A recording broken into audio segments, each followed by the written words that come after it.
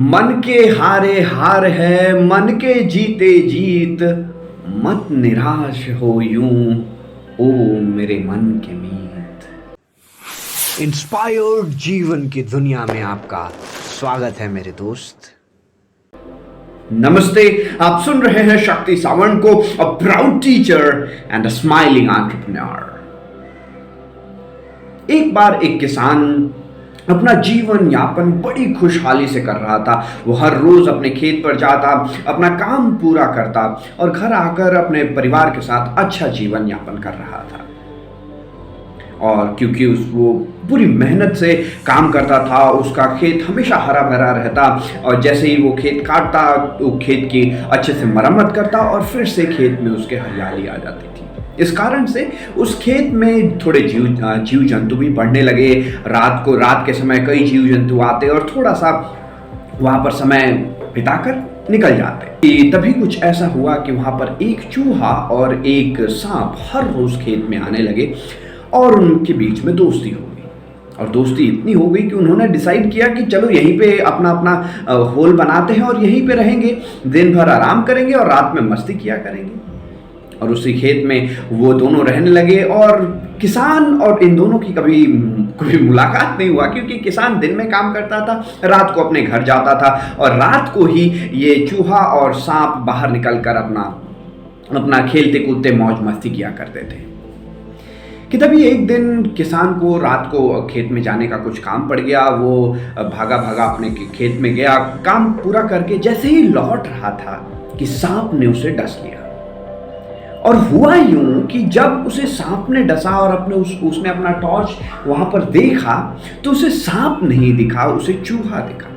अब चूहा देख के उसे कुछ उतना डर नहीं लगा, काटा, वो अपना थोड़ा फर्स्ट एड किया और अपना घर चला गया और जाकर अच्छे से सोया। अगले दिन फिर से काम पर लग गया, क्योंकि उसे पता ही नहीं था कि उसे सांप ने डसा है, उसे विष का असर भी नहीं हुआ होता। फिर कुछ समय बाद ऐसे ही उसका नॉर्मल रूटीन चलने लगा। वो खेत में काम करता, सांप और चूहा रात को अपना मस्ती करते रहते। एक दिन और उसे रात को अपने खेत पर जाना पड़ा और इस बार क्या हुआ, इस बार वो जब लौट रहा था तो चूहा ने काटा, परंतु जैसे ही उसने टॉर्च उधर देखा तो वहां पे सांप जाता हुआ दिखाई दिया। उसे महसूस हुआ कि उसे सांप ने काट लिया। उसी के 5 मिनट बाद ही वो बीमार पड़ गया। वो घर पहुंच तो गया, लेकिन घर जाने के बाद सभी फैमिली परेशान हो गई। उसका शरीर में विष फैलने लगा। सभी लोग शौक कि इतनी जल्दी विष कैसे फैल रहा है, क्योंकि उसके दिमाग में था सांप काटने के बाद कोई बच ही नहीं सकता है। और उसके कुछ दिन में ही किसान की मौत हो गई। कितना भी इलाज किया गया सांप के विष का, उसके ऊपर कोई प्रभाव ही नहीं पड़ा, क्योंकि सांप ने काटा ही नहीं था, चूहे का इलाज करना था। पर क्योंकि उसने अपने दिमाग में बिठा लिया था कि सांप ने काटा है और सांप के विष का कोई इलाज नहीं होता, वो आदमी 2-3 दिन बाद ही मर गया। माय डियर फ्रेंड, क्या हमारे जीवन में भी कुछ ऐसा ही नहीं हो रहा? क्या हम अपनी सारी समस्याओं का इलाज सतही तौर पर नहीं कर रहे हैं? इसका अर्थात है कि जो भी हम बस देख रहे हैं उसके हिसाब से जो भी सॉल्यूशन मिलते जा रहा है हम करते जा रहे हैं। क्या हम अपनी समस्याओं के गहराई तक पहुंचने का प्रयास कर रहे हैं? अगर नहीं तो आज ही खुद से सवाल पूछना शुरू कीजिए कि क्या ये जो समस्या है उसका आप सतही हिस्सा देख रहे हैं कि उसका कारण ढूंढने पर विचार कर रहे हैं?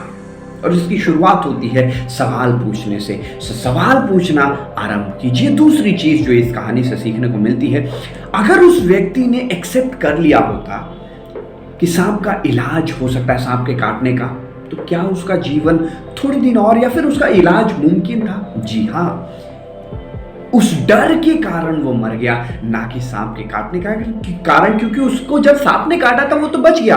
हो सकता है सांप जहरीला हो ही ना।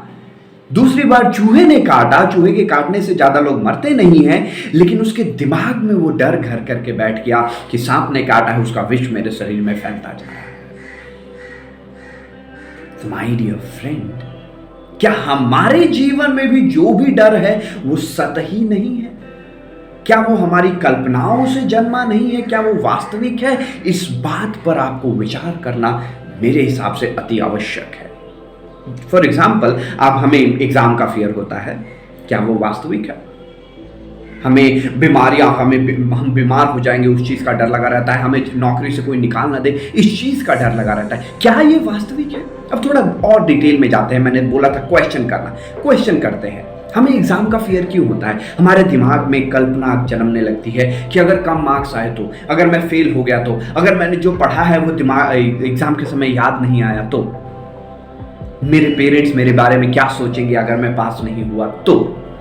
अब ये जो तो वाले सवाल हैं, ये हमारे डर को और बढ़ाते जाते हैं और बढ़ाते जाते हैं, और हम जो भी करना चाहते हैं वो कर नहीं पाते हैं।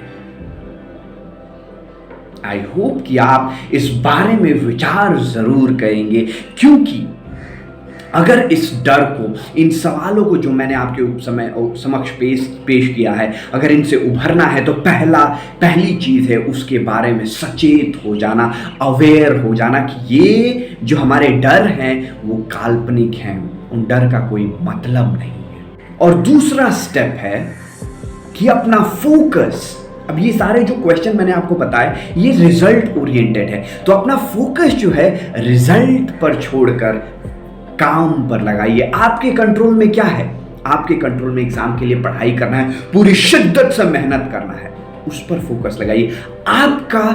आपके कंट्रोल में क्या है? परीक्षा देना है। आपके कंट्रोल में मार्क्स नहीं है। तो जो भी चीजें आपके कंट्रोल में है उस पर फोकस करना प्रारंभ कीजिए। आपका डर हमेशा कम होने लगेगा। और ऐसा ही हर एक डर के साथ होता है। बीमारी का डर, अब बीमार होना क्या आपके कंट्रोल में है? बीमारी से बच पाना क्या आपके कंट्रोल में है? कुछ भी हो सकता है। कोरोना आया था, क्या वो आपके कंट्रोल में था? नहीं। आपको अपने शरीर को मजबूत कर पाना वो आपके कंट्रोल में है, आप उस पर ध्यान दीजिए। डर का कोई संभावना ही नहीं है। महेंद्र सिंह धोनी भी इस बात को बहुत बार कह चुके हैं कि प्रोसेस पे ध्यान दीजिए, रिजल्ट को छोड़ दीजिए। प्रोसेस आपने अगर सही कर लिया तो रिजल्ट अपने आप ही आ जाएगा। जॉब से निकाल दिया जाएगा, उसका डर कई लोगों में बना रहता है। बहुत सारी रिसर्च है जो कहती है इस डर के मारे आधे से ज्यादा लोग डिप्रेशन में जाते जा रहे हैं। नौकरी से क्यों कोई आपको निकालेगा जब आप कुछ गलत काम करेंगे? नौकरी या फिर अच्छा काम करने पे भी नौकरी से निकाले जा सकते हैं आप। ऐसी कई सारी घटनाएं होती हैं। क्या वो आपके कंट्रोल में है? बिल्कुल नहीं। आपके कंट्रोल में क्या है? जो भी काम आपके पास है उसको पूरी शिद्दत से मन लगा कर कीजिए। अगर आप वो करते हैं तो आप खुद से खुश रहेंगे, आप खुद पर प्राउड महसूस करेंगे। उसके बाद आपका डर अपने आप कम होता जाएगा। तो इस चीज पर विचार जरूर कीजिए। आपका डर काल्पनिक है या फिर सही है, उस पर अवेयर हो जाइए। दूसरा, प्रोसेस पे ध्यान लगाइए, रिजल्ट से ध्यान को खींच लीजिए, क्योंकि ऐसा करने के बाद कामयाबी आपका बेसब्री से इंतजार करेगी। क्योंकि कामयाबी भी एक जर्नी है, एक प्रोसेस है, एक डेस्टिनेशन नहीं है। आप सुन रहे थे इंस्पायर्ड जीवन, क्योंकि आपका जीवन भी एक इंस्पिरेशन है। नमस्ते, मिलेंगे अगले वीडियो में। तब तक के लिए कीप स्माइलिंग। जय हिंद।